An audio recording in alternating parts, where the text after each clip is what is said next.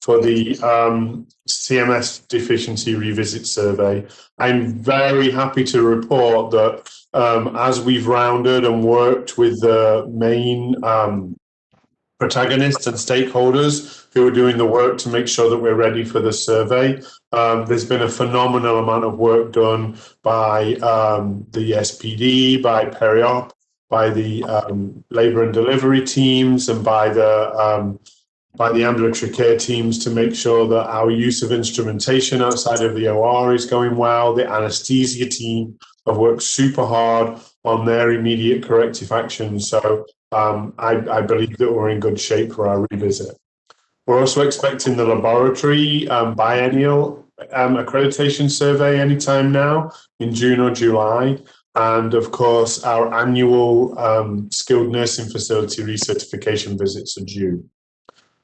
We did have some completed surveys, and I gave a verbal report regarding the Department of Healthcare Services Mental Health Rehabilitation Centre annual licensing survey. We're still waiting for the written report, but that's not unusual. DHCS are a little slower than CDPH. We submitted a Joint Commission complaint. The Joint Commission received a complaint regarding our survey process. We did not substantiate the complaint, and the Joint Commission accepted our response with no further action. And we had also submitted follow-up on our smoke detector and fire watch activity, and there's no further activity follow-up required there. We do still have a large amount of open complaints and facility reported incidents, but we have heard from the California Department of Public Health that they're going to spend the next 1 to 2 months really focusing on the backlog. And the regulatory affairs team have been working with a number of the surveyors over the telephone and via email to submit additional documentation requests in an effort to try and close as many of those as we can.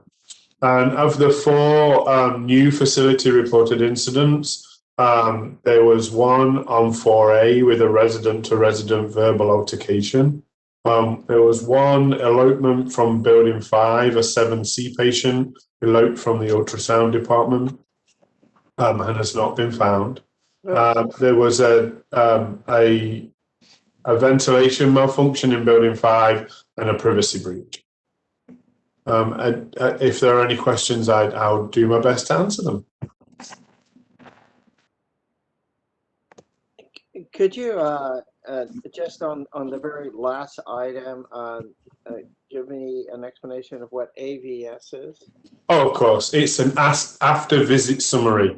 So it's the printed document that we give to each patient after their clinic visit that kind of summarizes any additional information they need post-discharge from the clinic, and it also may contain the next appointment and things like that. Okay. I think Dr. Green is here. Commissioner, do you have any questions? And then we'll go back to the minutes. No, thank you. Thank you. Okay, thank you very much. It's always, once we start getting some of the backlog corrected, it won't look quite so long. Mark, can we go back to the minutes? Sure, item 2. Okay, so a motion to accept the minutes is in order. So moved. Okay, and anybody can second it, but if I second it, then we don't have a vote, or do we? Yes, sir. Yes, sir. That would be fine. Okay. Well, could you actually second it? Say that so that it's on the record. Oh, okay. I will second that, and we'll consider the minutes approved. Okay. Great. Would you like to move forward to item 4, the A3 safety presentation? Let's proceed with. Just want to be sure Commissioner Green is comfortable at the moment and able to hear. And are you able to see the presentation? Yes, well, I'm on my cell phone now, and I couldn't get on with my computer, so I'm going to look at the website. Thanks for your concern. I'll go to the DPH website and watch that way. Okay, yes, well, these are such good presentations. I thought if it just took you a moment to be able to get it. And I see that you're on view now. Okay. Yeah. Great. So let us proceed then with the safety A3 presentation. And I'm not actually sure who's showing it in order for me to give permission. Is it Casey? Yes, Casey, if you could just provide me permission. Great, I'll do that now.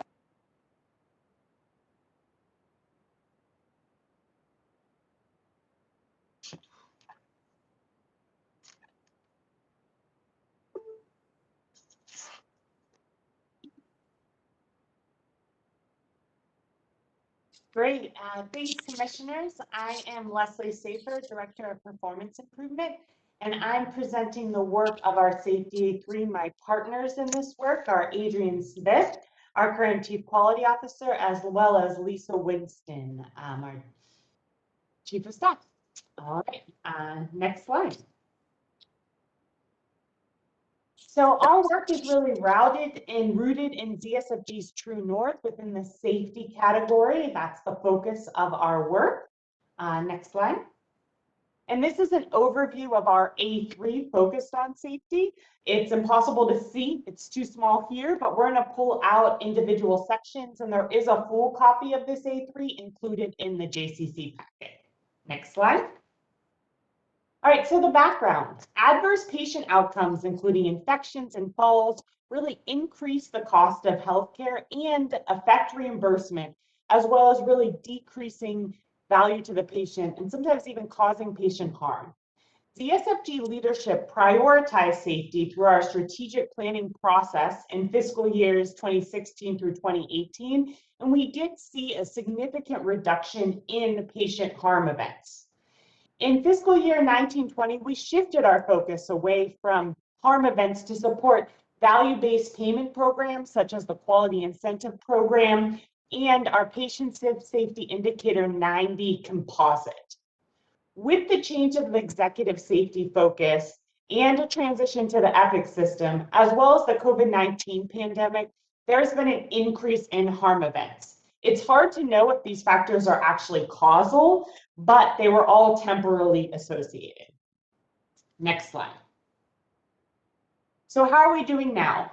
You can see here some data from January 2018 to July 2020 by harm event, and the different colors show the location of the harm event. So our most frequent harm event is really falls with injury, and that is most common in the med-surg areas, followed by inpatient psychiatry. Our next most common harm event are catheter-associated urinary tract infections. In fact, the rate that we saw in fiscal year 1920 was actually the highest rate we'd seen in the last 6 fiscal years. And that the most common location of the catheter-associated UTIs are in the critical care ICU location, but we have seen a number of them also in the med-surg environment. We're starting to see some improvement in our colon surgical site infection, which is the one in the corner that is all in the surgery and peri-op areas. But we have seen an increase in falls with major injuries. So the graph here actually shows falls with all injury, but falls with major injury have increased from 2 in 2018 to 3 in 2019 to 13 in 2020. And despite these increases we've seen, the task forces working on these topics have not been as active as they have been in prior years. Our primary mechanism for improvement has been lean and the daily management system. The daily management system is really a standardized process that includes daily improvement huddles, status sheets, and unit-based leadership teams meetings. We've worked to integrate some of this homework into the daily management system. Next slide. So our problem statement is in fiscal year 1920, ZSFG patients experienced 109 instances of the targeted preventable harm metrics, and ZSFG fell below national safety and value-based care metrics. Next slide. our target, so we've created a patient safety composite that you've seen on the True North scorecard and will be reflected today in the True North scorecard presentation. Our patient safety composite really strives to meet 3 of the 4 targets each month. The benchmarks listed here for COUTI, CLABSI, and COLO SSI are actually the 90th percentile for CMS hospitals used in some of the value-based care programs. So they actually have zeros. So in this situation, our benchmarks are also our goals. We have targets in terms of reducing, and then our ultimate goal is really 0 harm. Next slide. So what have we done? So the first thing we strove to do really at the end of 2020 is to clearly identify and define the safety indicators and goals to include in this composite score. We then worked to create work groups around each prioritized harm event, as many of the events are focused in different areas and require different expertise. We've worked with our patient safety officer and patient safety program to align the harm dashboard with harm goals and priorities. So the harm dashboard that goes out to every unit monthly is really aligned with the work that we're doing here. The harm groups developed A3s for each of the 4 conditions, and we've worked to catch all these A3s with this group. And then ongoing, really supporting countermeasure or intervention implementation and assist with barrier removal for the harm work groups. Next slide. So this is really an example of how we've worked with the ICU. So the ICU, their nursing director, Christina Bloom, and Joy Capriccio, who helped support the PI efforts, their team really put together an A3 focused on catheter-associated UTIs in the ICU. Through their analysis, they came up with some specific countermeasures to really focus on. One thing that really came out is they had over 100 new nurses introduced in the ICU in the last year. So really focusing on training these nurses. And last year, there wasn't actually in-person skills day because of the pandemic, and really having that this year and going through the basics related to that. And then looking at the neuro-injured patient and looking at culturing protocols related to that population. So those are the 2 countermeasures that they're really planning on focusing on. Next slide. So what are our achievements then? So this month we are actually on target for our work with central line associated bloodstream infections and colon surgical site infections. We are not at goal with catheter associated urinary tract infections and falls with injury. Next slide. So what are our next steps?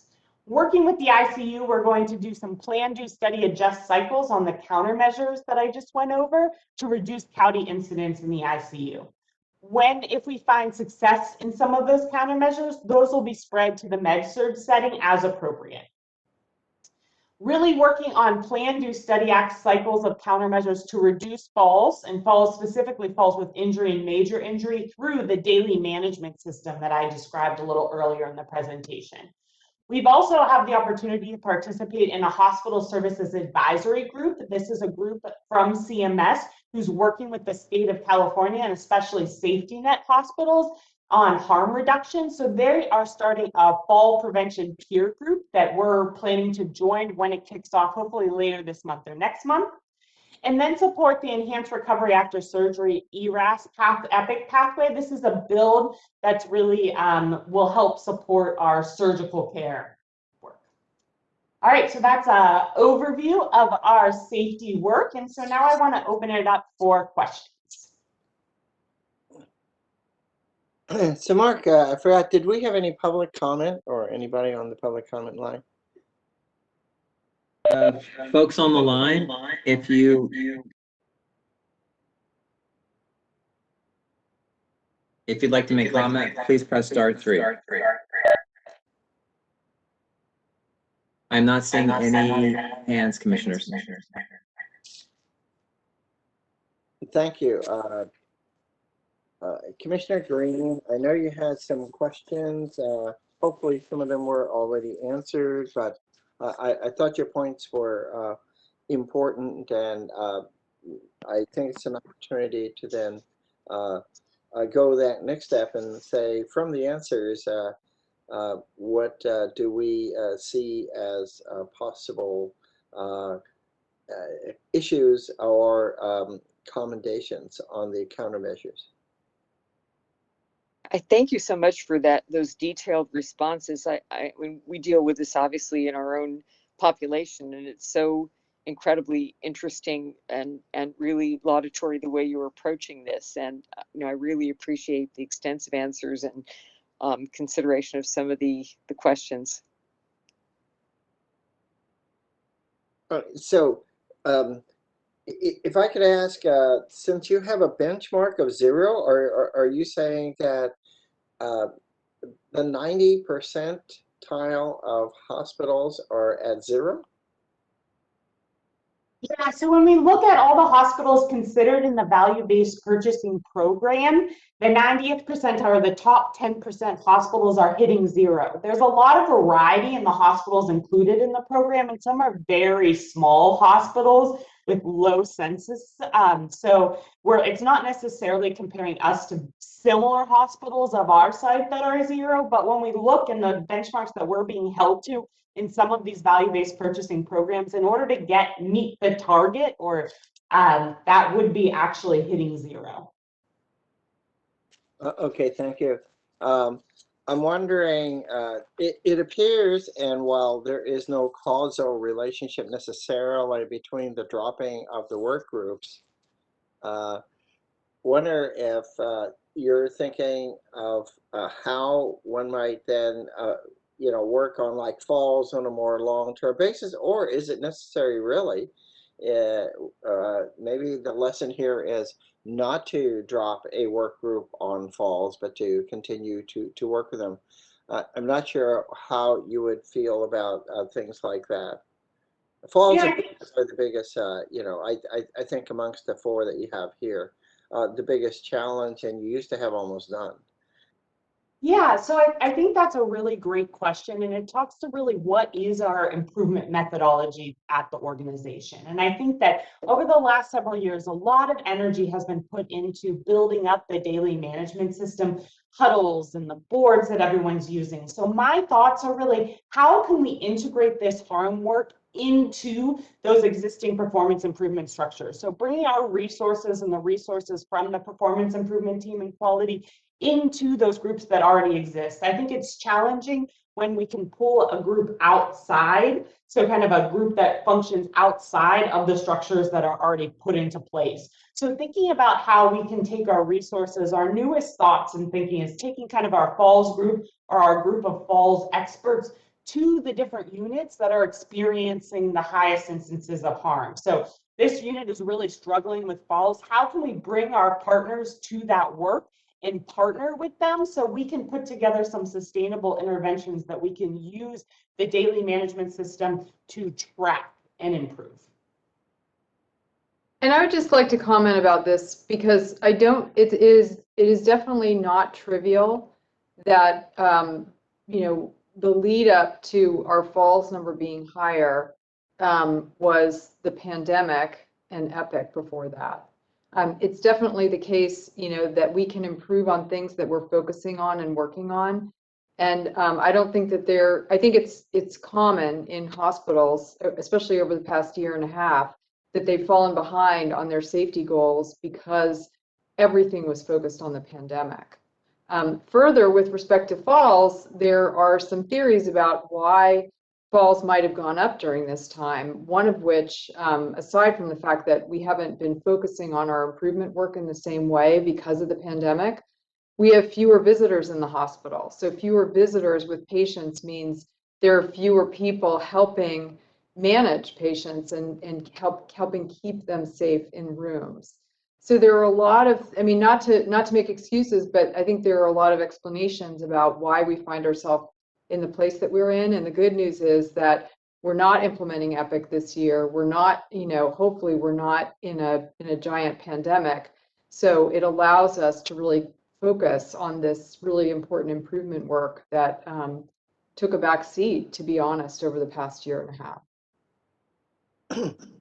And Dr. Chow, we completely agree with you that you know, in terms of harm to patients, that preventing falls with injury of our targets is the highest priority. And many thanks to Dr. Ehrlich for pointing out some of the things that may be contributing. One of the challenges that we have with falls, as opposed to the infection control measures, is that the data are just not as robust for which measures may help. So for most of the infections, we actually have pretty good studies that show if you do certain things, that you would expect that your rates can go down if you can sustain that. Of course, there's variability. The literature is more challenging with falls, yet we know we can do better because our comparator hospitals have done better. So we are hoping that by really focusing on this, engaging the frontline staff, and getting back to more normal practices, hopefully with patients having their family members more present, will lead to some improvements. And we're committed, if we try certain things and they don't work, that we will be moving on to try other interventions. Hi, I'd also like to add to this conversation in that Terry D'Antoni and I have been having conversations over the last few weeks, because nursing is our biggest partner around fall prevention, and there's an art and a science to nursing. So to kind of piggyback on what Dr. Winston was saying, we have really good analytical data around infections. But a lot of the data around falls and a lot of the interventions around falls are more, there's more of an art than a science to them. And some of the work that's done is relational, and that's really one of the cores of nursing. So that partnership with nursing is going to be super important to move this forward. But the falls and the other pieces that we're focusing on are super important to us, but very different. Very good. I appreciate that. Commissioner Green, any further questions on this part of the presentation? Really appreciate that answer. And yes, this issue of falls is a conundrum in so many different situations, and very difficult to find any common themes. Yes, I think I think the focus that you all have is appropriate. You were down to about 1 or 2 falls only. Clearly, you've identified where some of these really are occurring, and also some remedial actions to try to improve that with your quality programs, your improvement programs. So I think these are part of your scorecard, so we can continue to monitor it through that. So thank you very much for that. Well, let's go on, if we can, Mark, to the scorecard. Sure, item 5.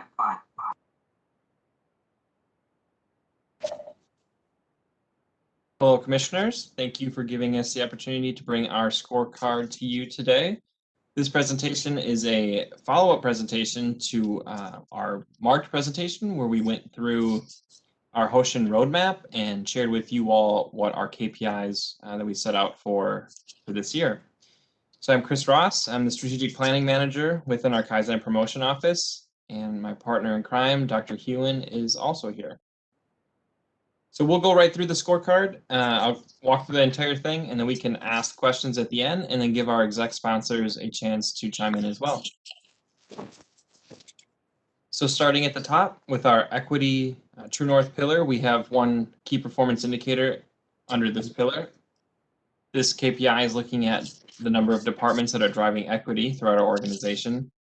We measure this as the percentage of PIPs and DMS departments that are actively working on reducing disparities. Our target is 50% of all departments that report up through PIPs and DMS. have at least one driver that is actively driving, reducing disparities. Our current calendar year metric is at 53%. We have a total of 9 departments out of 17 that are reporting active driver work, and we have mechanisms the future, the later reporting months, to catch up some of those that don't necessarily have a driver, to further increase that number. Our next pillar is safety, and here we have our patient safety composite score. As Leslie just went through, we have 4 patient safety indicators that we are following. Our goal is to have 3 out of the 4 on target, and currently we sit at 50%. Next slide. Next is our quality pillar.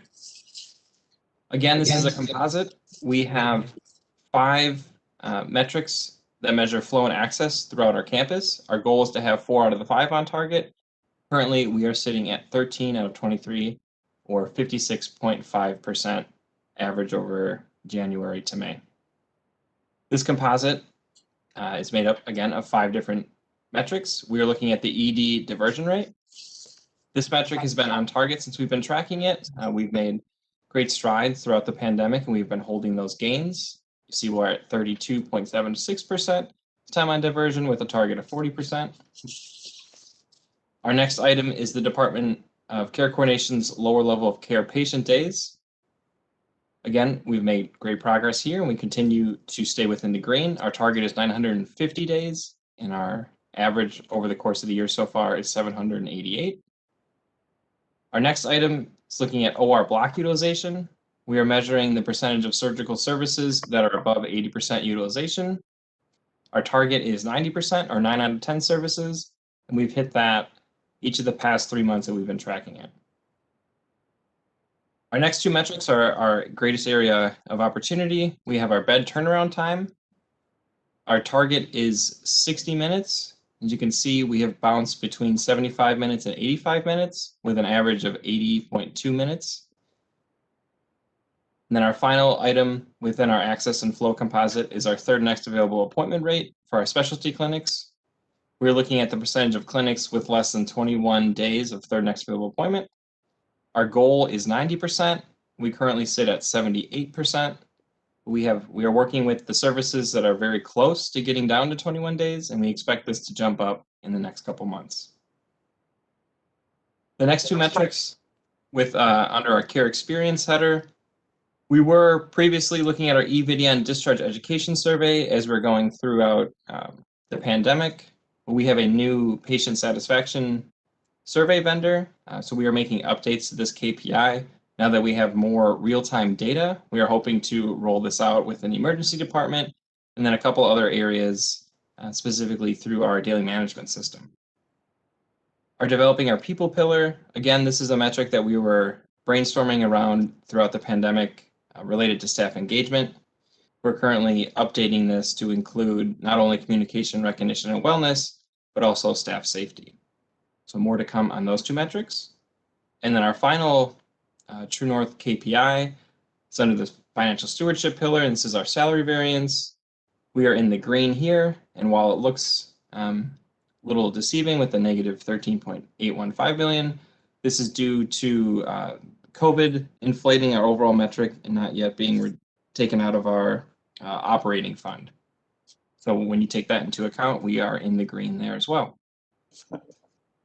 Next slide, please. And then finally, we have our True North outcome metrics. So these are our longer term goals, our 3 to 5 year goals. They should look familiar. They've been on our scorecard for the past couple of years. The first one is our Black African American heart failure readmission rate. Our target is 34.3%, and currently we stand at 23.7%. So we are in the green. Our CMS star rating, as we were just describing earlier, we are still a 1-star hospital with aspirations to become 2 stars. Our likelihood to recommend hospital to family and friends rate, our goal is 80% of positive responses, and currently we sit at 80.6%. So again, we are in the green. Our likelihood to recommend Zsfg as a workplace came from our staff engagement score 2 years ago. That metric has not been updated, so we are still at 3.66, with our target being a 0.1 improvement. We have a staff engagement survey coming up later this year, so we will update that metric with that score. And then finally, we have our general fund spent to not exceed budgeted amount. We are on target there with a target of 253 million and an actualization of 231.23 million. So with that, that is our scorecard updated from January to May. We'll now give you commissioners an opportunity to ask questions and our exec sponsors to chime in as well. Thank you. Mark, any public comment? Folks on the public comment line, if you'd like to make a comment on this item, please press *3. I don't see any hands, commissioners. Okay, I think you're correct. We're getting used to the process and a number of the measures that are familiar. So, Commissioner Green, any questions on the scorecard? Yes, well, thank you. I think it's really wonderful that the surgical site infection has moved, because that seemed like it was going to be very difficult to manage. I guess I had a few questions, and I tried to figure this out on my own. But when it comes to the bed turnaround, I looked at our staffing to see open positions. And I know we've talked about this before, but I couldn't put together whether that particular parameter had to do with not enough EVS staff, or there were other aspects to it. And I guess, so that one, the specialty clinic question, of course, is how you view this will develop as COVID recedes, and we know so many people were deployed elsewhere. And then, you know, the other thing I thought was quite impressive is I think you've come up big time in the likelihood that people would recommend the hospital to friends and family.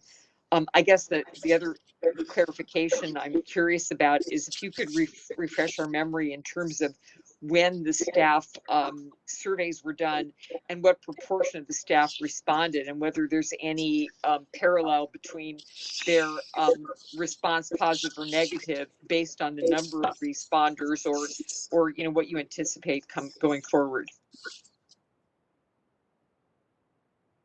So those are a lot of great questions, Commissioner Green. I think I'm going to invite the folks, the executives who are the sponsors of these areas, to respond to them one at a time, if that's okay with you.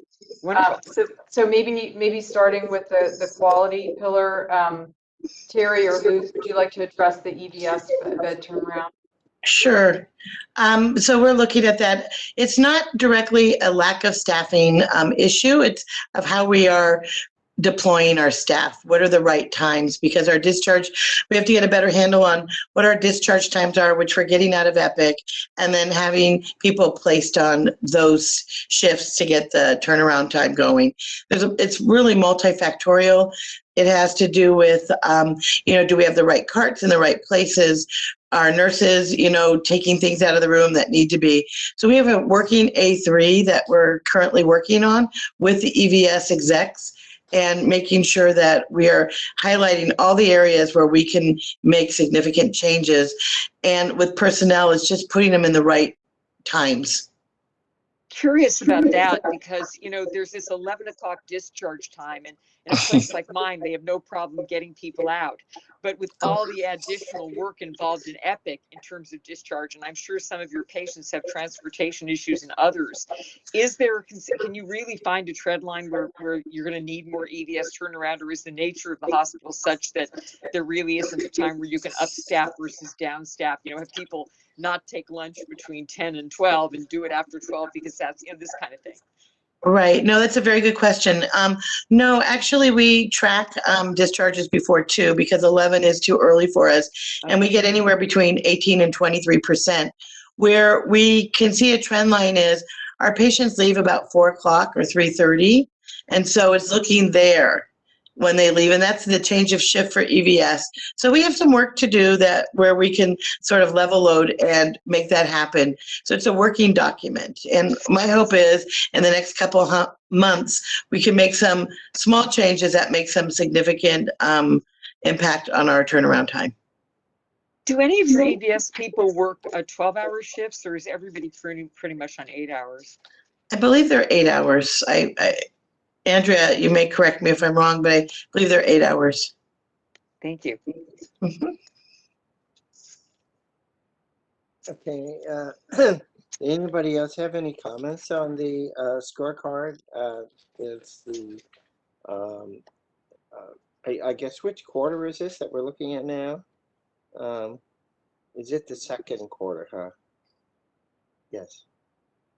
Yeah, this is looking at data through May. I think I'd love to invite Ayana Johnson to talk about the care experience data, because we have some really exciting new things to share about the data we're getting from our new vendor and our C-picker. Yeah, good afternoon. I wanted to also make sure to answer Commissioner Green's question around staff engagement. You had two questions. One was, when was the staff engagement survey administered? And that was in 2019. And we just signed a new contract with the new vendor. So the Department of Public Health leaders in HR are currently working out a process to resurvey our staff again. Best practice is to resurvey every 2 years. So we are due for a staff engagement survey this year. And your second question was around response rate. And we received, so 54% of the staff and providers invited to take the survey responded. And so that equated to over 2,500 responses. And so with that type of response rate, we were able to make some pretty concrete conclusions around our staff experience. So I think those were the two questions. Let me know if there was any other ones that I missed around staff engagement before I jump to patient. Okay. Pace is great. Thank you. In regards to patient experience, we do have some really exciting news. As I mentioned, we signed with a new vendor to administer our surveys. And why this is extremely exciting for us is that in the past, our surveys have been just mailed to our patients, and they are usually multiple pages. Literacy is pretty high. They are limited in language. And so our response rate has been around 10%, and where the national average is around 33%.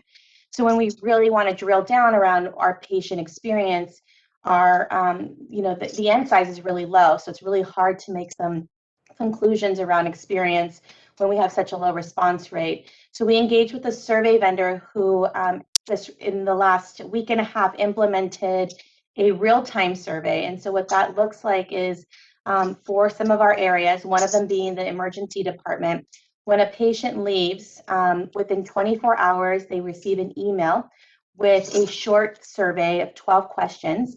If they don't respond within 24 hours, they will receive a call. And then if they don't respond to that within 24 hours, they receive a text message. And this mixed mode allows us to attract patients who are very tech savvy, but then also those that have an experience that they want to share. Because one of the things that was a barrier to sharing their experiences is that the mail-in survey came many weeks after your experience. So at that point, someone either forgets or doesn't even want to bother with the sharing an experience. And so this allows us to capture the experience fresh. So we're super excited that these surveys have been implemented in primary care, specialty care clinics, which includes our urgent care, the emergency department, rehab, imaging, and our perioperative services. I think that concludes most of them. So we are super excited at being able to share the data. I know that I'm going to be presenting to you all sometime this summer around what we're learning, and hope that we can come up with a really strong key performance indicator that is relevant to what our patients are saying. So the survey is for inpatients or outpatients or both? Yeah, there's a survey for outpatients for those that see providers in primary care and in specialty care.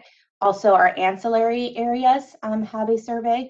And then because of CMS rules, we haven't been able to completely get rid of the paper survey. We have to send out the paper survey to our inpatients.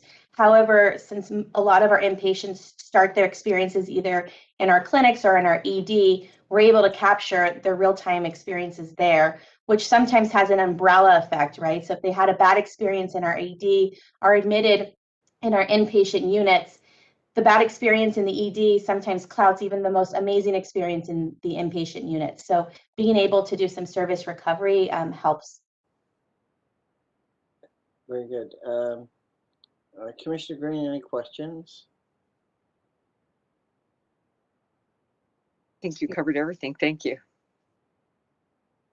Yes, well, it sounds very exciting, and we'll, look forward to understanding what the patient experience is. And it sounds like it'll be comprehensive, and we'll look forward to your report. Thank you. We go on to the next item. Yes, please. Item 6 is quality core measures update. Great, commissioners. I'm back to talk about our CMS star rating. So next slide. This slide shows Zsfg's quality data reporting regulatory requirements. The squares that you see in seafoam or teal are pay for performance programs, meaning we're reimbursed based on the data that we send meeting certain benchmarks or standards. The orange boxes are pay for reporting, meaning as long as we report on the metrics that we are supposed to report on and meet the deadlines, we will receive payment. And then the purple is accreditation, which is the Joint Commission core measures, which is actually my next presentation after this one. But this is focused on our CMS star rating that's circled here. And this data really comes through the CMS inpatient quality reporting program and the CMS outpatient quality reporting program. And you just saw our star rating as the outcome measure on the True North scorecard that was presented by Chris just a couple minutes ago. Next slide. So this data was updated for the first time in about a little over a year, and it's called the April 2021 release, and ZSFG remains 1 star. There were some changes in the methodology for this release, and CMS does this pretty frequently. So the metrics, there used to be 7 groups of measures, and now they were regrouped into 5 groups of measures. And I'm going to go through those 5 measure groups with you a little later in the presentation. Another thing that really changed in this release was peer grouping. CMS held some different listening sessions and such, and I participated in several around how to group the measures and how to do some sort of peer grouping. The way that they decided is peer grouping for the number of measure groups for which hospitals report at least 3 measures. So hospitals are grouped by having 3 or more measures in 3, 4, or 5 measure groups, really looking at the scope and the size of the hospital. And so we are in peer group 5, which means we report 3 or more measures in 5 measure groups. This is not a reflection of the populations that we serve or any other characteristic. It's just a reflection on the number of metrics we are able to report through those CMS inpatient quality reporting and outpatient quality reporting programs. So this is a composite of 48 different measures in 5 categories. And the data really ranges. So the data is older, and it ranges from April 2016 to December 2019. And as I go category by category, I'll tell you roughly what time period the data is reflective of. And here's just, they actually changed the interface when I look today, so it doesn't look exactly like this when you go, but this is how we look on the CMS Hospital Compare site. Next slide. This is an overview of our score. I mentioned we were in 5 categories, and we report 3 or more measures for each of the 5 categories. So in column B, the second column, you see the number of metrics we report for each category. And then in column C, you see the weight. So we have 4 categories weighted at 22%: mortality, readmission, safety of care, patient experience, and then 1 category weighted at 12%. You can see the measure group score of our measure group. So these scores really range from +3 to -3, +3 being the highest and -3 being the lowest. You can see in column E the national mean of scores, and then in column G, really looking at our measure group, so that 5 or more, where we can report 3 or more measures in 5 categories. So this is our hospital group measures are standardized against our peers in that category. So next slide. So how do we compare to some of the other Bay Area hospitals or counties? So looking at Alameda, Santa Clara Valley Medical Center and San Mateo Medical Center all have 2 stars, and then Highland has 1 star. Next slide. So this is the mortality. I'm going to go through each of the 5 categories. So mortality is weighted 22% in the composite, and it's our highest performing category. Most of the data ranges actually from July 2016 to July 2019. So it's a long period of time because they have to, it isn't the most common event being a death. So making sure that we have enough data during that time period in order to compare us. So this metric really looks at 30-day mortality rates for Medicare patients and so a Medicare patient, because Medicare gets the claims, and death rates among surgical inpatients that had Medicare as a payer with serious treatable complications. So all of our mortality metrics that we saw were similar to national means. And then also we recently received some mortality data from OSHPA, the Office of Statewide Health and Planning Department. And we showed comparable in terms of our mortality metrics with other hospitals in the area. Next slide. All right, readmission. So readmission is one of our lowest performing categories. So a variety of things are considered here. So it looks at individuals coming back to a hospital based on certain conditions and overall readmission rates for Medicare patients. So really focused on Medicare patients. Looks at excess days in acute care for Medicare patients. So these are Medicare patients who were discharged with a certain condition, then how many days they returned to either the emergency department or inpatient over the 30 days after their discharge period. And then ED visits and admissions after outpatient chemotherapy and admissions after outpatient colonoscopies and surgery. So one metric I wanted to highlight is the pneumonia metric. So we performed worse than the national mean on the metric excess days in acute care after hospitalization for pneumonia. So we saw our patients come back into acute care about 55 days per the 100 discharges, compared to the nation as a whole, 5 days per 100 discharges. So Zsfg also has opportunities in hospital visits after outpatient chemotherapy and surgery. And I just want to share that for these readmission metrics, it's generally any cause that you come back to the hospital. It's not necessarily you come back for something specifically related. It is you come back for most any reason, unless it's a planned procedure. Next slide. So safety of care, I just provided an overview of some of our safety metrics. So this is 22%. This data is mostly from 2019. And the readmission data is from July 2016 to June 2019. So a longer period. The safety data is mostly just the year 2019. Looks at mostly infections, so different types of infections, as well as complications following hip and knee replacements. So Zsfg performs better than the national median on MRSA, bacteremia, and C. diff infections.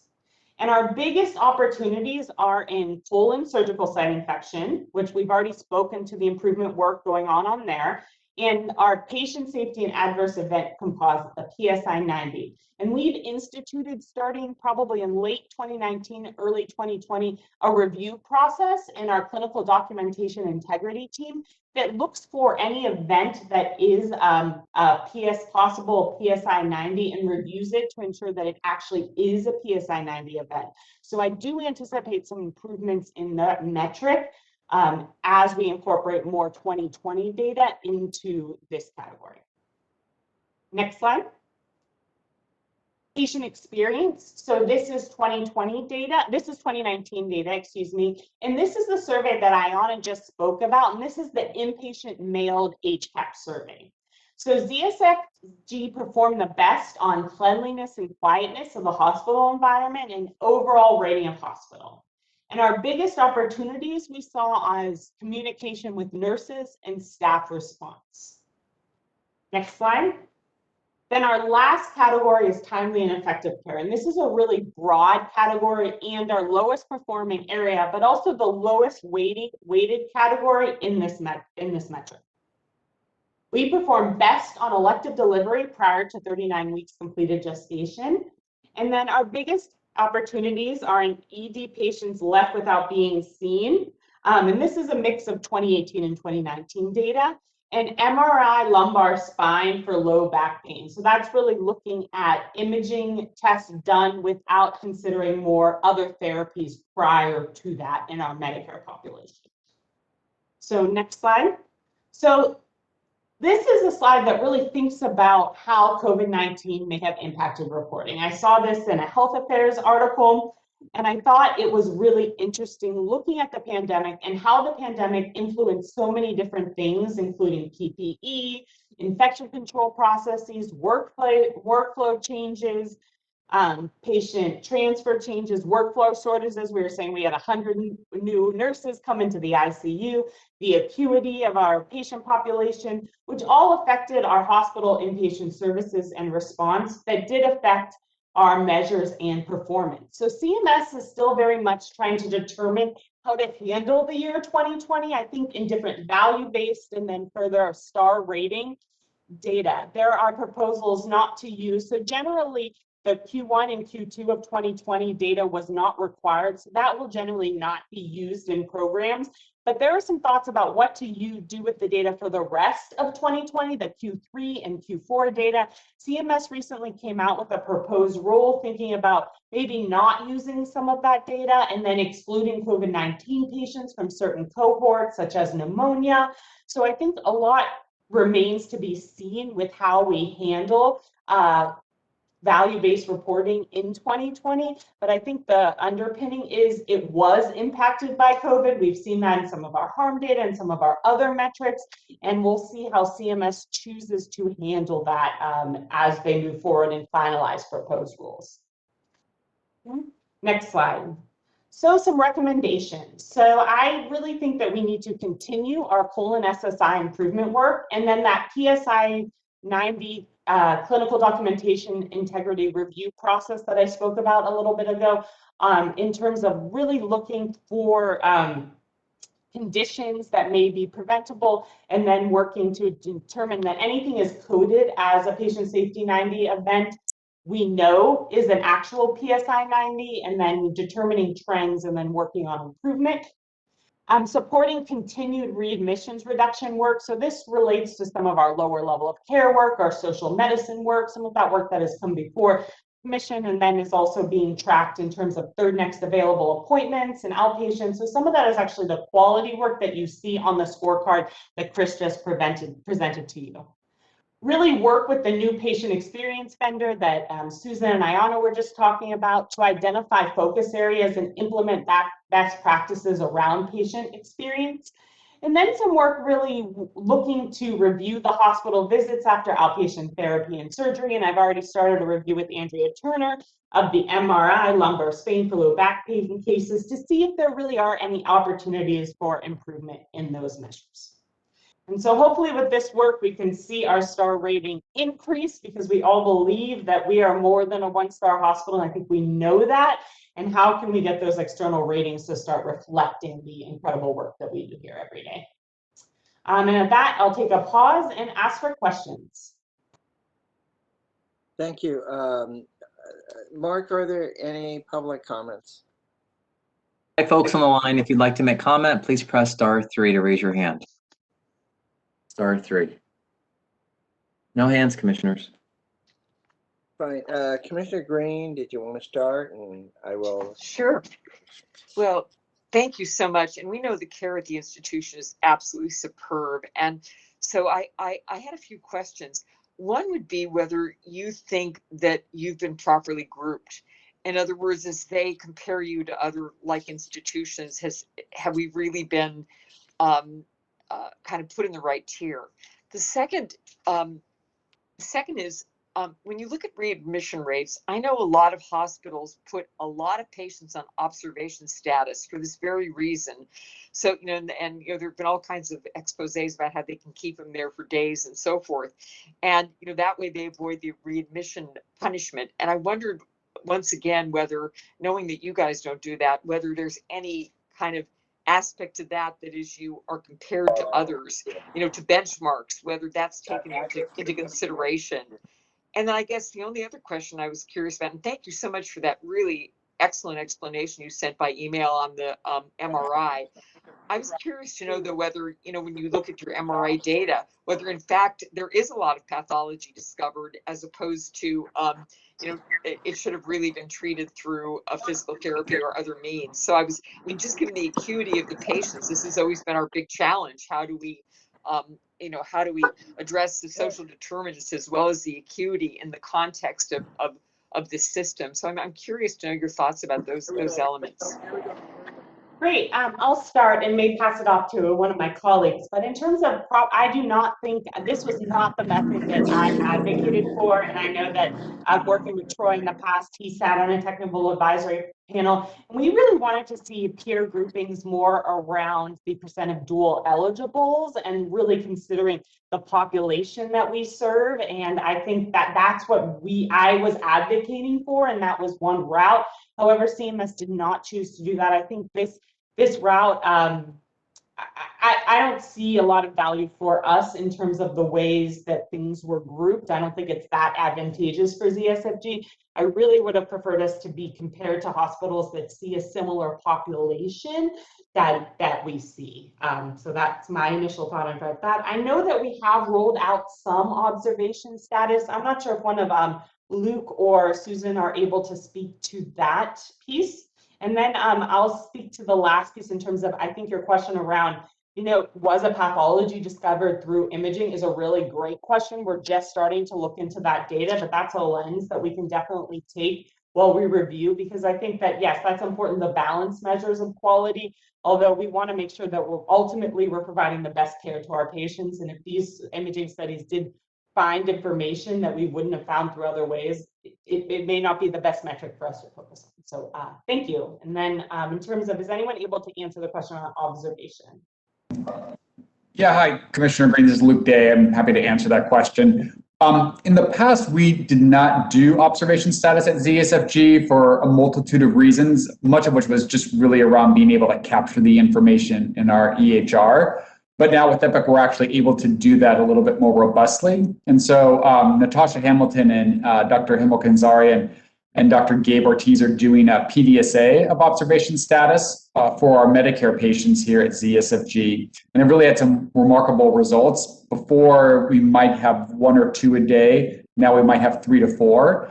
And we've just done a really great job of capturing that information. So hopefully this potentially might move us in the right direction. I think, they're trying to expand this to other insurance payers, but right now they're only able to execute it on Medicare patients.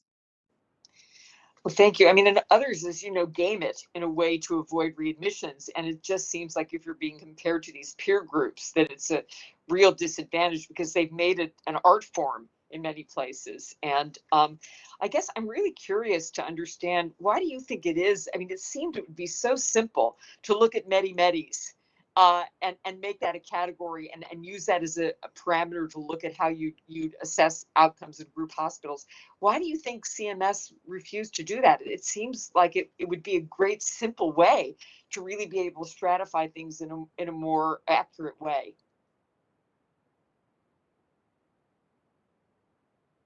I think that's a great question. I don't think I specifically have the answer to it. I can do a little more research and see if I can find out their official stance on why they chose to go the direction that they chose.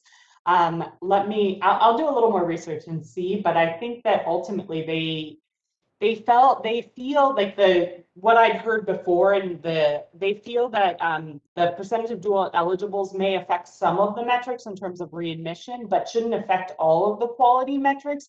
That was the prevailing thought that had come in previously, and that's why they've chose actually for the readmission reduction program.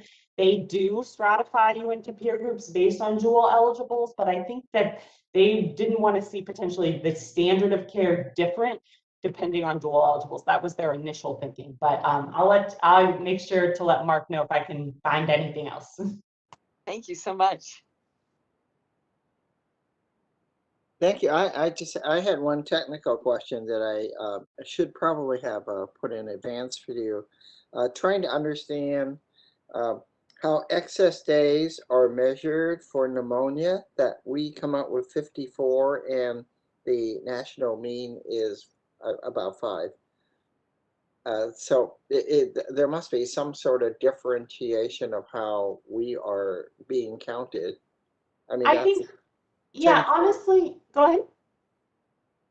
Yes. I think it comes down to, so this was a metric that I actually did look into quite a bit because of this discrepancy. So it really looks at the days the patient was in an inpatient hospital unit, under observation, or in an emergency room department for any unplanned care in the first 30 days after they leave the hospital. So it compares us to the results of an average hospital to see kind of if we have more days, less days, or fewer days than average. So I do believe that this is actually true for our patient population. And when you look into it, it did provide some information about risk factors in our population compared to other populations. So we tend to have a higher incidence here at ZSFG of severe infection, diabetes, dementia, drug, alcohol abuse dependent psychosis, major psychiatric disorders compared to the state and nation. So I think that based on those comorbidities of our patients, those may be reasons why our patients are returning to the hospital at higher rates than compared to other hospitals in the nation or in the state.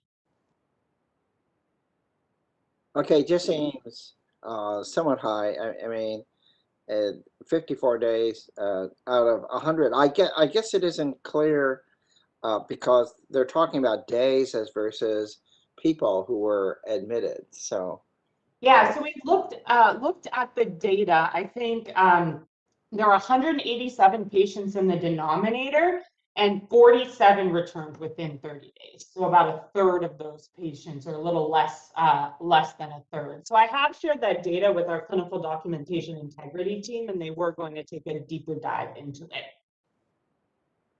okay, so thank you. I'm sure that this goes back to that question also of the type of severity of illness that might be within a particular institution versus some of the others. It just seems that the measure doesn't really tell us anything about quality, as you say, but that's a measure that the government's currently using. Which then goes to, I think, Commissioner Green's question also. Is it better that maybe we move ourselves to a different tier by not measuring so many things for them? Unfortunately, so I don't think it's optional in terms of the measurements. So all the measurements that we send in are actually required, and most of these they actually calculate for us. So they're getting the claims from us as well as other organ institutions, because this pneumonia, no matter what other hospital they go to, that data is going to CMS. So they're calculating it for us. So we don't have the ability not to submit metrics. The reason a group would submit metrics would be due to, I think, volume, low volumes, or if they didn't do certain procedures. I see. So actually, they put you in the tiers, and it's not that you selected 5 measures out of 7 or something like that. They go by how many measures they are picking up from us, and that we then end up in hospitals that are doing a lot of measurement. And I suppose if we don't do some of the measurements, there's another penalty of some sort. Is that? Yes. Okay, I see that. All right. Well, okay, that explains you don't have an option there. Thank you. Does anyone else want to make any comments? I do think that your recommendations all make sense out of what you gave, and the explanation for getting through this star rating chart, again, was so clear that we could focus on what the issues were rather than trying to understand the process. So, or maybe it's because we are here long enough, I don't know, but really do appreciate the presentation and our ability to understand the work that you're all doing to try to respond to it. And I think those recommendations all make sense from this day in which you've actually been building up to, I guess, this, because there are the same measures that we're also talking about. So thank you. And if anybody else would like to make comments, that'd be great. We can't really see you, or it would be nice if somebody wanted to chime in, that we don't want to say that you can't. So if not, then I'd just like to express my gratitude to Leslie. She really reflects her level of understanding around these issues, around our reporting requirements, and especially around the star rating. It's not an easy concept to have the depth of knowledge that Leslie does, and I have an immense amount of gratitude that she is part of the same team as I, and that she can do this so adeptly. Well, I would agree with you. I think we're very fortunate to have you, and the work goes on, so we will be able to continue to see the expertise that you have. Thank you. Great, thank you, Dr. Chow. And just letting you know, I have one more presentation in terms of our quality and safety measure update. Oh, I know. Today is Quality Day. I think it's actually quite great, because we put all these measures on a quarterly basis, and rather than having them kind of dribble in, I hope Commissioner Green might appreciate that too. We're able to see all the work you're doing in the quality, and how they're meshing together, and also some are overlapping, right? So let's see, Mark, shall we go on to the next item then? Or item 7 is a CEO report. No, the quality core measures.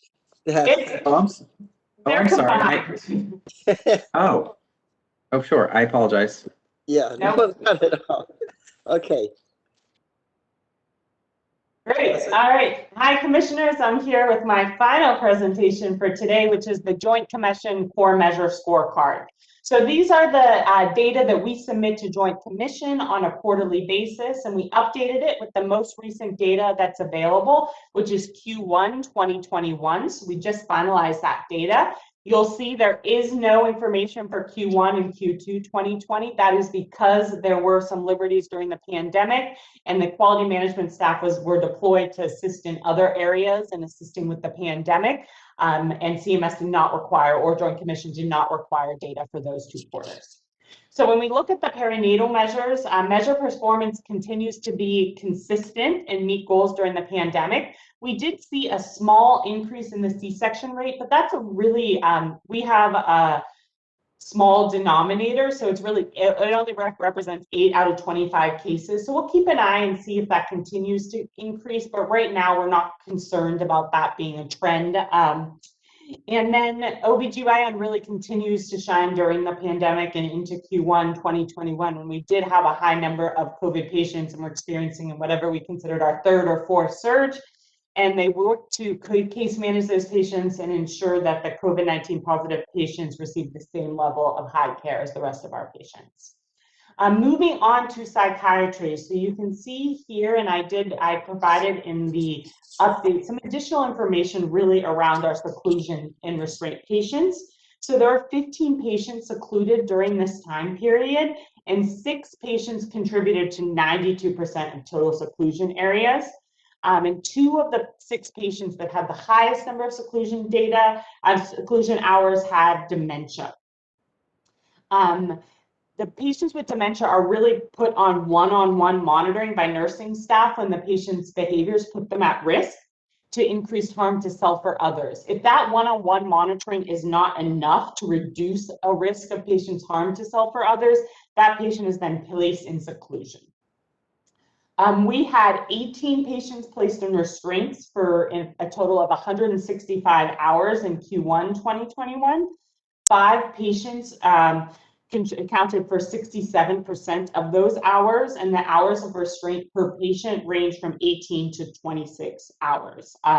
All 5 of these patients exhibited assaultive behaviors, excuse me. The inpatient psychiatry department continues to be challenged with patients with cognitive disorders, long lengths of stay secondary to lack of placement options and limited space. And we did meet with the psychiatry department and talk about their goals, and they decided they wanted to keep their goals where they were at 0.75 and 4, because that is ultimately what they're striving for and want to maintain those goals for their work. The last thing I want to talk about is you see some new data in the scorecard this quarter, and this is our electronic clinical quality measures. Their clinical data elements transmitted directly from Epic to CMS or Joint Commission, and you're not allowed to do any verifications or corrections of the data. So a lot of our work has been trying to validate those data, so to understand the data that is actually being sent from ZSFG to Joint Commission and CMS, and making sure that it's reflective of the actual care experience here. So we focused primarily on the stroke measures in terms of validation for this past quarter, and we're hoping to do more validation on some additional metrics in the next year as resources allow. They are not used for the pay-for-performance programs. They are just pay-for-reporting, and benchmarks are not yet available for this data, but once they are, I'll incorporate those into these presentations. And we are, for calendar year 2021, we are required to submit a minimum of 4 ECQMs for 2 quarters. So I want to ask now if you have any questions on the scorecard in front of you or on the Joint Commission core measures. Thank you. Commissioner Green? No, thank you for the explanations, both of the restraint issue as well as I think you said something about the VTE as well. And I'm sure your cesarean rate will come down.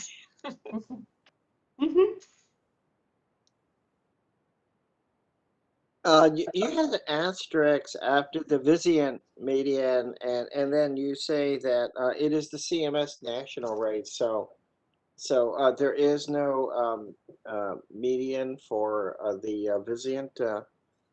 Yeah, there is no median for the Vizient for those for HVIVS2 and HVIVS3. Not available. Okay. Well, once again, I think the idea that we put all the scorecards together and sort of have a one session on it really, I think, helps and draws together all the quality programs that we have. Unless there are some others that we're missing, these are pretty much the ones that we've been expected to continue to follow, right? Yes, we have a variety of other quality measures, but I think bringing up these are the ones that we're I'm bringing up the ones that we're focusing on. The other program you may hear about is the Quality Incentive Program, which is a PRIME and QIP. That may come in the future. We're working, the next date for that isn't until April, I think, 2022, and that is more of a network-wide program, not as much ZSFG specific. So these are the real key ones that we use in our strategic planning for ZSFG and focus on. Okay, well, we shouldn't forget the QIP program, of course. Yes. It has reimbursement connected to it, and while general is only part of it, I think it is important to review it to understand the overall. But I really appreciate the way that we put all these together. Thank you. Very welcome. Thank you for your interest. Thanks, Leslie. Is it now time for the CEO report? Yes, it is. Thank you. Okay. I apologize. I'm a little off today. So item 7 is the CEO report. Thank you, Mark. And I want to give a special shout out to Leslie, who did such a fantastic job presenting on all of our quality programs today. She really, she just is able to explain these things in a way that I've never heard anyone else be able to do. So I want to appreciate her for that. And then also to thank Chris Ross for presenting our True North scorecard. And what all of this really represents is our devotion to improvement. And, you know, in spite of the fact that none of us think we're a one-star hospital, that's where we are. And so we've been working really hard to understand better why. You know, Leslie has been a great leader in that work. And we really hope and expect with the work that we're doing in our True North scorecard that's represented by our True North scorecard will help move us into improving. And that allows me to, that's a good segue into my report to you, because the first item really has to do with COVID demobilization. And one of the many wonderful things about being in the time that we're in is that it allows us to do other things than focus on COVID.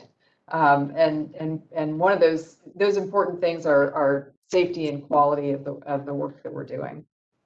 So you can see that we are in a time of really massive change, but I would say that it's really a time of hope and moving into a new future. And though COVID has been incredibly devastating for our patients and our staff in a lot of ways, it has helped us learn and improve at the same time. And so now is a time when we are trying to best understand what the learning and improvement was and incorporate that into our plans going forward. So you can see, for example, you know, all of our thinking about this. I won't go into detail about it, but we will be sharing with you the changes we're making as we move forward. You can see at the bottom of my report about updated meeting guidance. That's one area where we have been able to make changes and move forward. We will also be issuing new guidelines in terms of screening. As of noon today, we actually stopped doing online screening, which is a huge milestone for us. And that will have impacts on the way people move in and around our buildings. We will also be making changes probably with various infection control, masking requirements as time goes on and we get more guidance. So I can answer questions about that, or any of the team can answer questions about that, but I think I'll move on to the next item, which is vaccinating San Francisco. We have been a really essential part of vaccinating the city, which we are very, very proud of. And we are also learning and changing as time goes on. We have consolidated our clinic to the 4E clinic for the time being. And we will also be closing that next week and moving vaccination into the Wellness Center as the number of people demanding and asking for vaccinations here on campus is going down, just as it is around the rest of the city. And we'll be supporting the city in the hyper-local efforts that are required to get this last group of people vaccinated. I really want to thank Dr. Day and Rosalie Ferrer and the very large number of people who have contributed to this really unbelievable vaccine effort.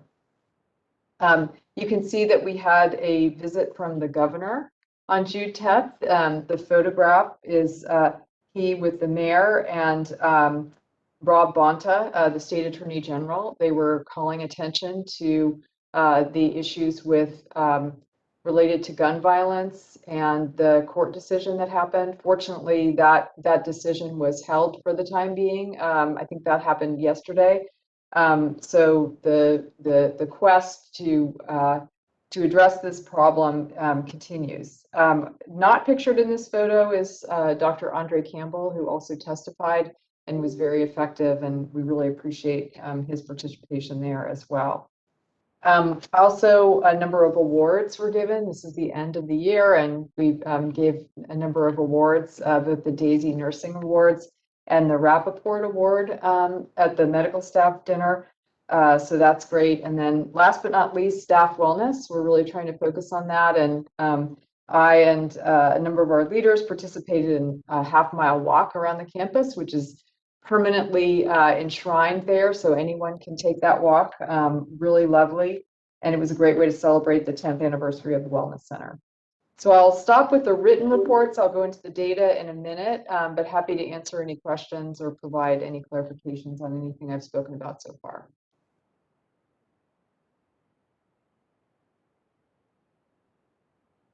Commissioner Green, any questions on this part of the report? I just wanted to say how wonderful it was to be a part of the celebration earlier in the month, and hearing everyone speak, especially Diane Habler, just incredibly inspirational, and just such an honor to be a part of it. And it is so remarkable the way the vaccine efforts have unfolded and what leaders we are throughout the country. So it was just very uplifting to be a part of it. Well, thank you, and we really appreciate yours and Dr. Chow's support and presence at these events. So moving on into the data, you can see that the number of COVID patients around the city and at our hospital remains low. Today we had 3 patients in the hospital, none of whom were in the ICU, thankfully. So that really is quite great, especially given some of the numbers that you see earlier in the year. What that also means, though, moving into the emergency department, is that our numbers in the emergency department are going back up to what we consider more normal. So you can see that the daily volume average in May was 160. I calculated it for June so far, it's 178. And we've had a couple of days so far in June where the census was over 200. So we really are getting back to normal, which is great in a way, because it means that people's activity is more normal, but it also puts more pressure on us as we provide services, and we want to keep up with being able to do that. The daily admissions is pretty much the same, and what that really means is that the percentage of admissions from the ED is going down to what we consider more normal levels, which is about closer to 15%. Fortunately, the leave without being seen and leave without being triaged rate is staying on the low side.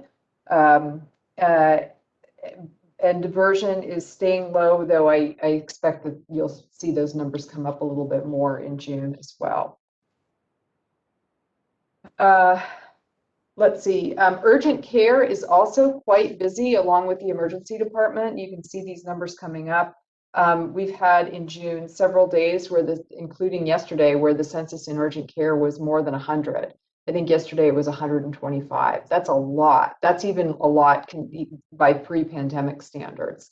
So we are seeing quite a number of people back. And with that are the daily transfers from the emergency department to urgent care. And also, you don't see it here, but from urgent care to the emergency department.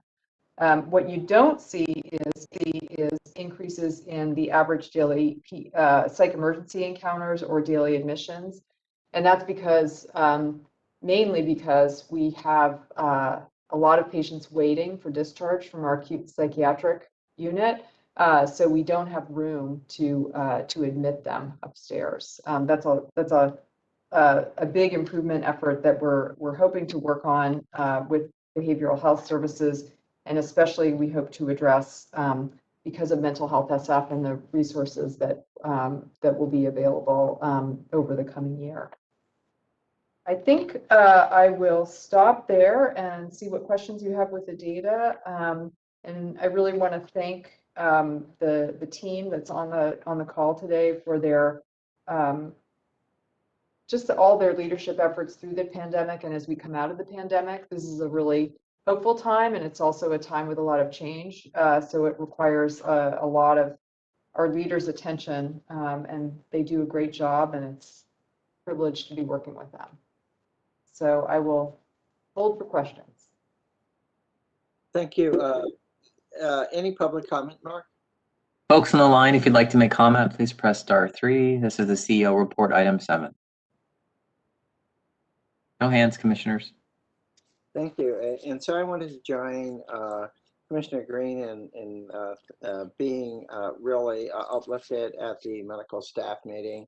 You know, it's difficult to have a celebration, but certainly the Rappaport Award was really also a highlight to see, again, highlighting the wonderful work being done by our staff.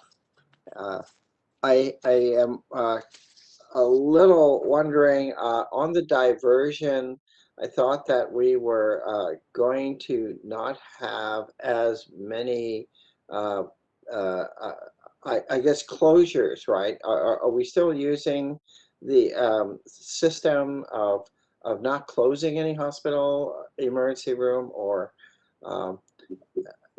what will explain the fact that we continue to go up?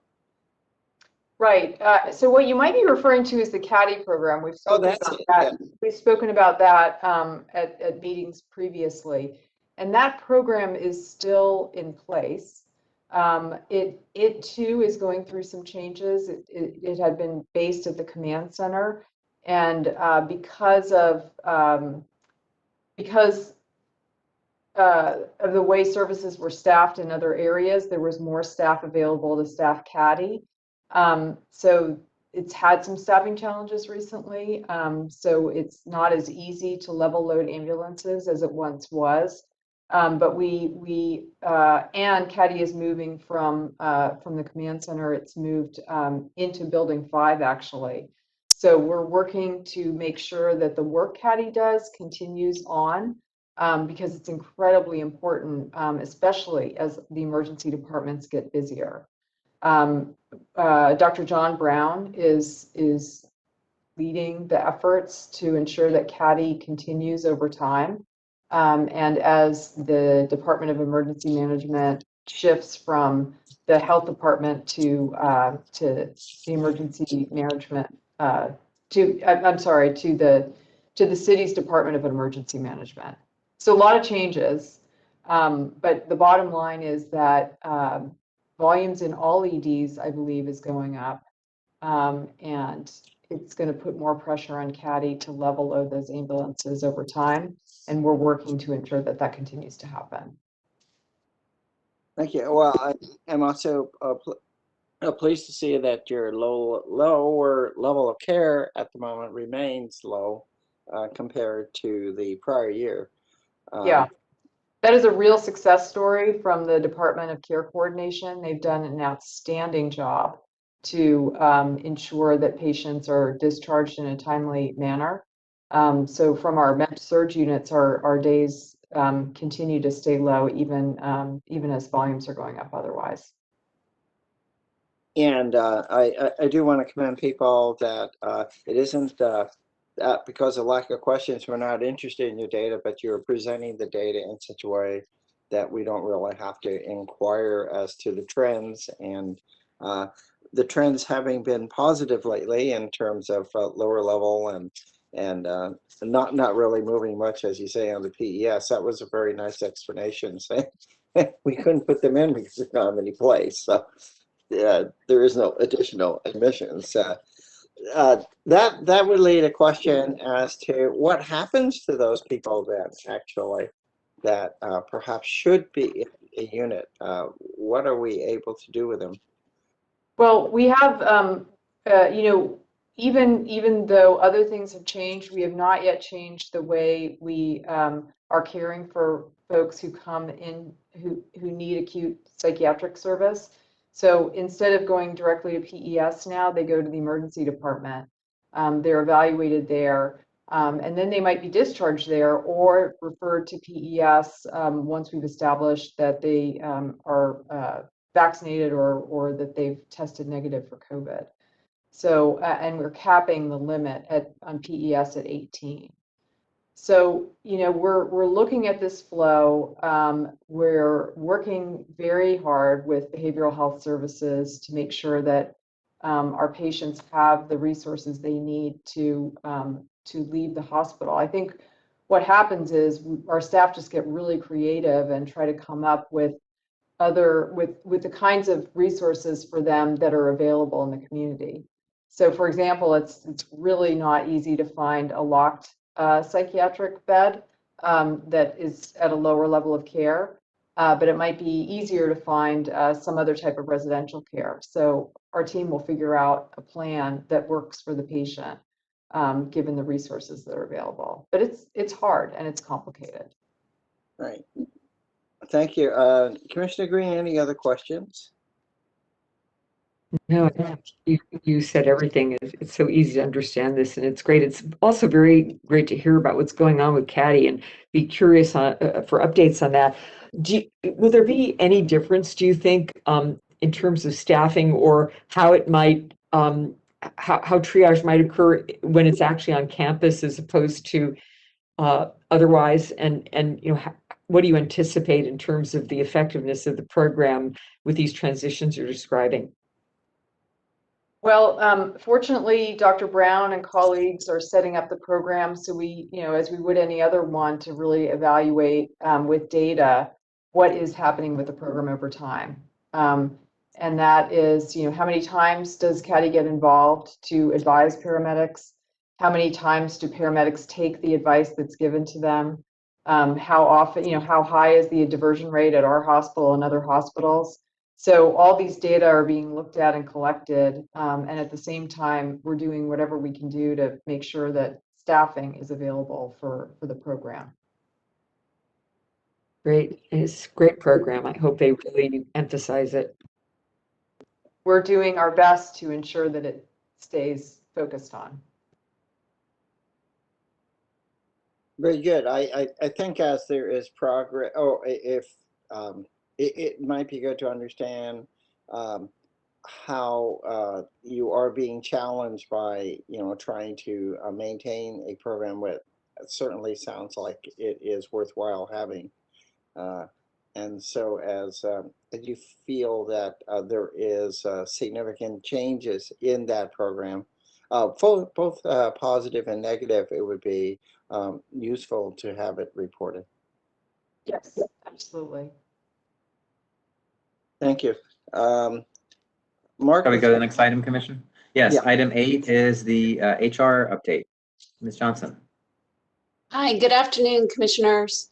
You'll see that our overall vacancies increased to 7.77 as of May 31st, 2021, with the RN vacancy rate is steady and stable at 4%.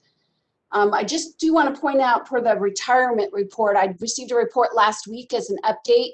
Our numbers are definitely trending lower this year. I hope a lot of people don't go and file for retirement in the next couple weeks, but we'll find out next month.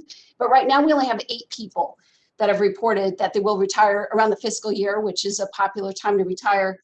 So if you look at our separation trend chart from the last couple of years, you'll see that big spike. We had a big spike 2 years ago with Epic and then a spike last year with COVID, and people decided it was a good time to retire.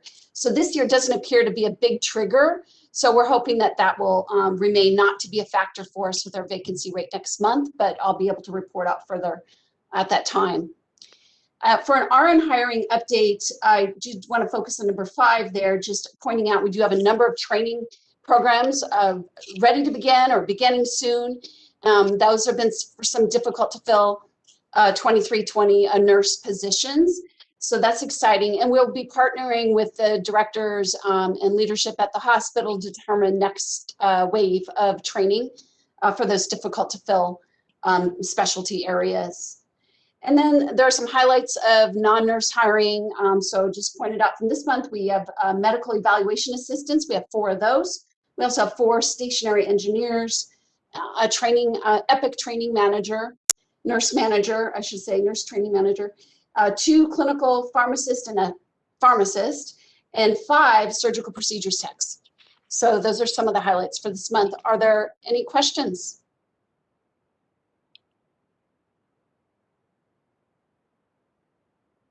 I guess I have one. Shall we check public comment? All right, folks on the comment line, please let us know if you'd like to speak by pressing *3. This is item 8. No hands, commissioners. Okay, Commissioner Green? Yes, I'm curious, given that staffing the operating room with nurses has always been a challenge, how does the surgical procedures tech individual interface?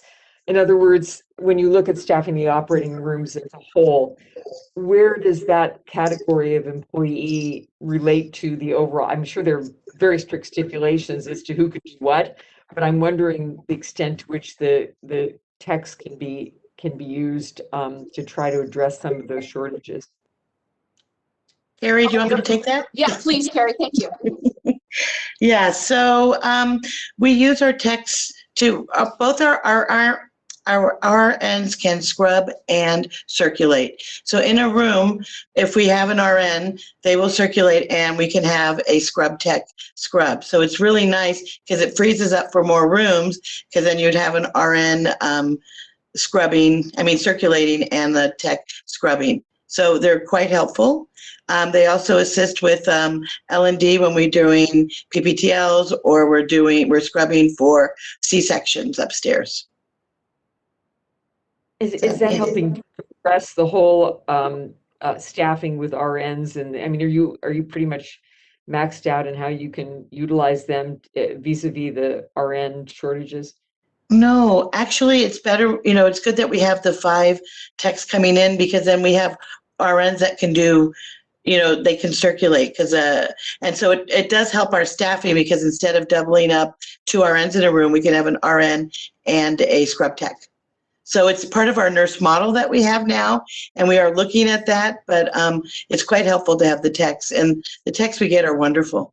And a lot of them go on to nursing school. So we're really fortunate that we got 5 at a time. That was amazing. Thank you, Carrie. Yeah, that's awesome. Is it very hard to hire techs? I mean, I know there's shortages in so many areas. What about scrub techs? It's a very small applicant pool, so we don't get a lot of applications. But I think, like Terry said, the people we get are good candidates. And we do have students that are tech, so we use Skyline College has a good tech program, and our nursing director in that area is good at keeping relationships up with the school, so that we do get techs. That's excellent, because in my experience is they're great and can do a lot of other things, and room turnover and so forth. Yeah, we really appreciate our techs, and it does allow our nurses to work to the full scope of their licensure. Well, thank you for that explanation. No worries. Thank you. Thank you.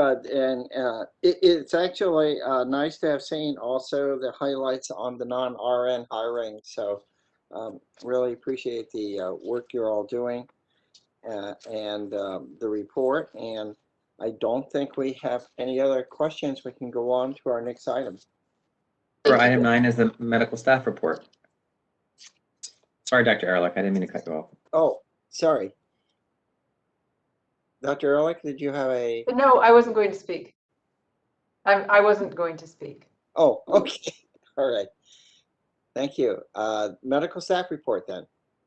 Yes, good afternoon. So I'll present the medical staff report. The first item to present is the really wonderful clinical service report from the Department of Pediatrics. And these reports are always complete and informative. But I would say that Dr. Elena Fuentes-Affleck did a particularly beautiful and complete job on the pediatrics report. I'm just going to highlight 2 things and then try to answer Commissioner Green's excellent questions that she sent earlier. So just in terms of 2 things that really struck me on the clinical service report, our exclusive breastfeeding rate here is really fantastic. And I think that's a testament to multiple areas working together. And then the other thing that I think really just reflected a lot of hard work from multiple people was keeping up the immunization rate in clinic. Despite the pandemic, there has been a lot of data on immunization rates falling, and our clinic here really did an amazing job, although there are still some disparities that they are working hard to address. But I think those were real accomplishments in the setting of many other accomplishments. And then Dr. Green, I was just going to go through and try to answer your questions, and really just want to thank Dr. Shanul Jain and Dr. Fuentes-Affleck for providing the answers to these today. So there was a question about what percentages of the provider staff are Spanish speaking.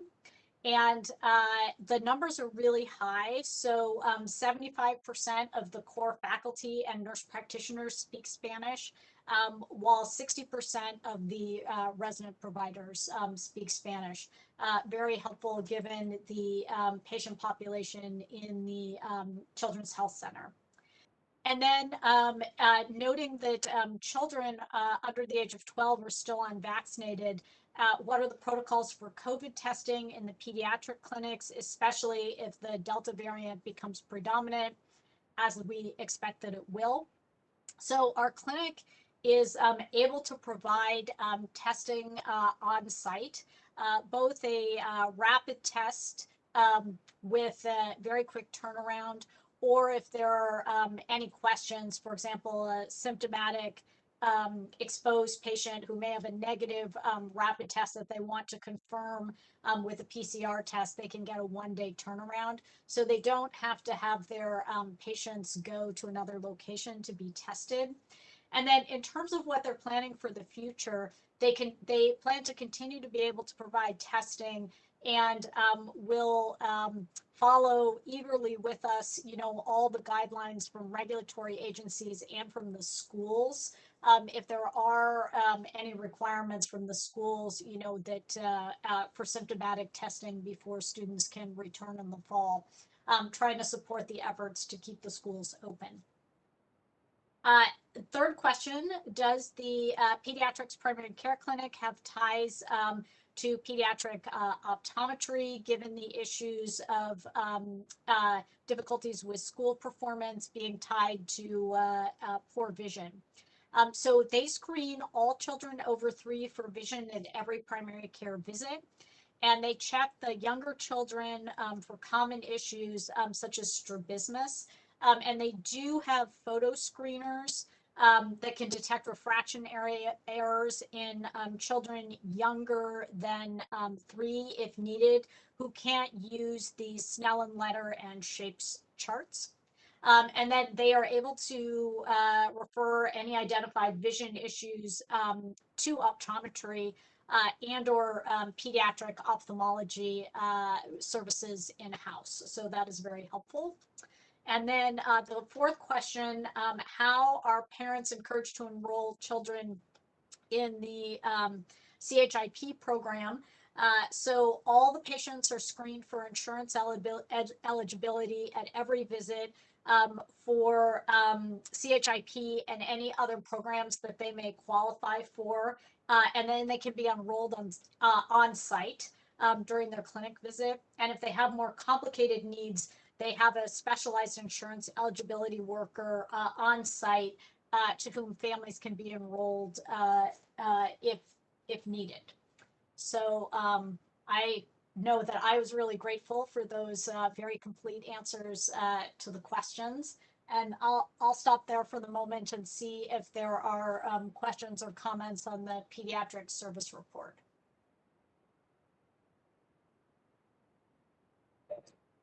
Those are great. Yeah, Really Commissioner, great. please.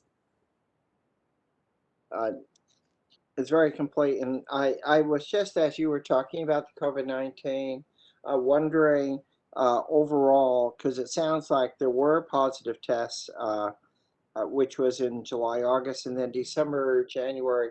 But were there significant cases, I don't know if you know that, I'm sorry I didn't ask ahead of time, that required hospitalization, or again, were these more mild cases, as we're hearing that most of the pediatric population is? Yeah, I actually do know the answer to that, because we are continuing to review all of our hospitalized patients every day. We actually do that 7 days a week, including any pediatrics patients. But I am happy to report that we have only had a handful of children who have needed to be hospitalized, who have COVID, and it was often in the setting of something else and not COVID pneumonia. So we haven't had too many outpatient peds positive tests either compared to the adult population, but the vast majority of the positive tests have been in people, in children who have mild symptoms and have not required hospitalization. Oh, very good. No, thank you. I think we could go on to the remainder of the report. Great. So then the rest of the report and the action items, we have two sets of clinical service rules and regulations for this meeting. The first one, we presented the service report at the last meeting, but we have the rules and regs today for community primary care. And we also have the rules and regs for pediatrics. And I won't go through the list of the changes. Both service chiefs provided a nice summary of those, but I'm happy to try to answer any questions. And then I will just note that pediatrics, as part of their rules and regs, did make some minor updates to their privileges. And those have already gone through credentials committee, and they were approved there. But so they're included for as part of the pediatrics rules and regs. Thank you. Before we make any further comments, shall we ask for public comment? Sure. Folks on the line, please press *3 if you'd like to make public comment on the medical staff report. No hands, commissioners. Okay, thank you. Commissioner Green, any questions in relationship to the, particularly the changes in the rules and regulations? I had none. Right, I think I had only one where I was trying to understand the, I think in the community primary care clinical service, the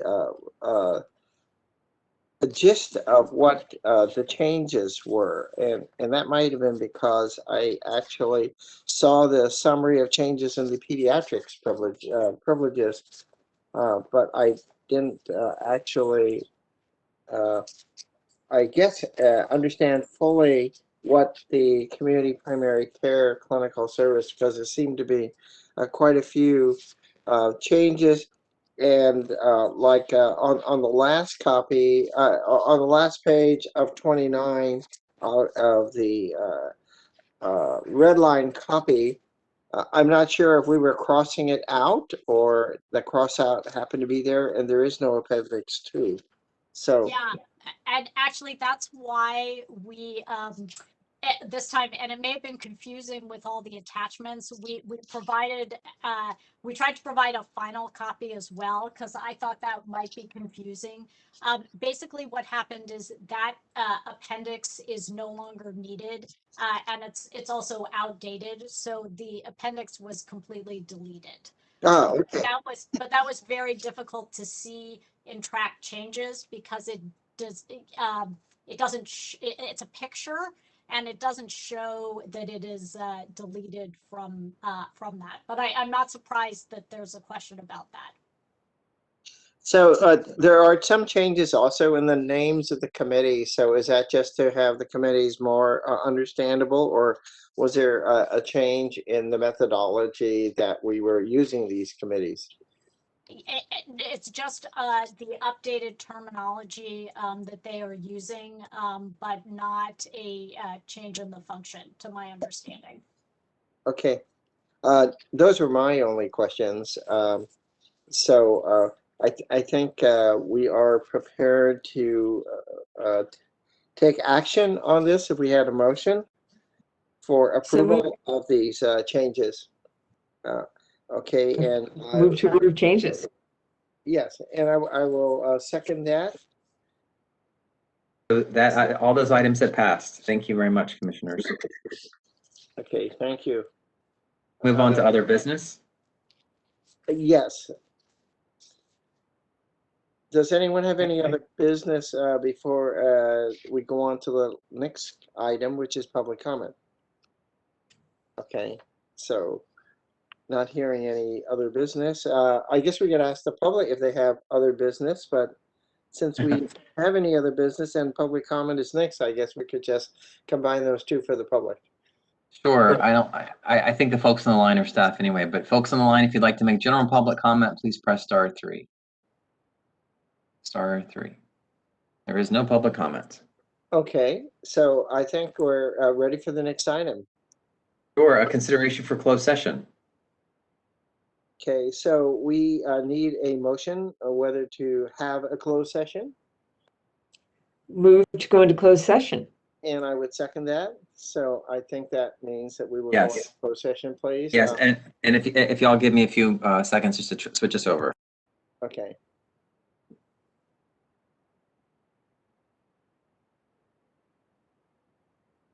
Okay, we are back. Thank Mark, who is working long distance, although I'm not sure the difference between 101 Grove and across the country, but I think it's amazing what technology does today, because we wouldn't know you were way across the country if you didn't tell us.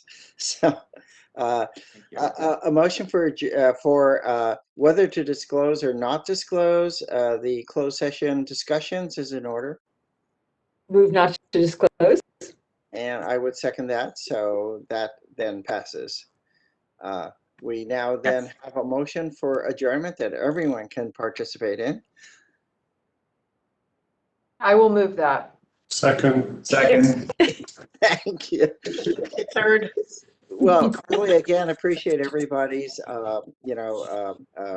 approach to quality for our institution. And I would ask, as we've had a motion and second, well,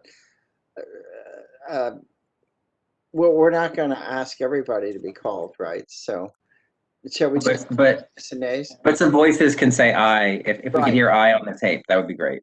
Okay, thank you. For all those who are in favor of adjournment, please say aye. Aye. Any nays? There not being any nays, the ayes carry, and thank you very much. Have a wonderful evening.